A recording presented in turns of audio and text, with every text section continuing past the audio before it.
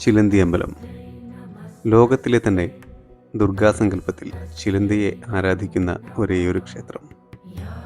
പത്തനംതിട്ട ജില്ലയിൽ ഏഴംകുളം കൈപ്പട്ടൂർ റോഡിൽ കുടുമൺ ജംഗ്ഷനിൽ നിന്ന് 1.5 കിലോമീറ്റർ മാറി സ്ഥിതി ചെയ്യുന്ന പള്ളിയറ ദേവീക്ഷേത്രം.